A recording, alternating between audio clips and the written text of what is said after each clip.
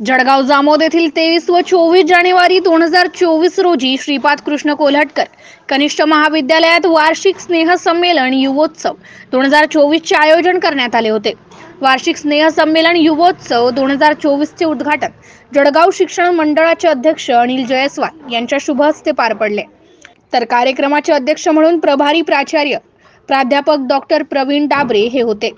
सर्वप्रथम उपस्थित मान्यवरांच्या वतीने दीप प्रज्वलन व प्रतिमा पूजनाने या कार्यक्रमास सुरुवात करण्यात आली।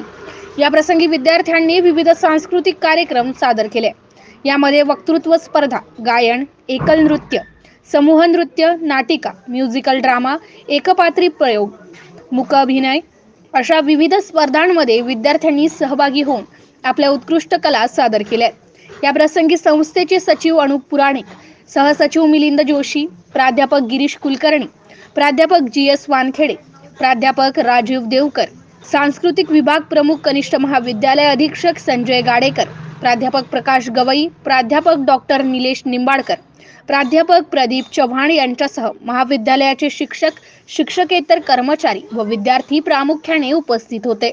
MCN न्यूज मराठी करिता अर्शद इक्बाल, जळगाव।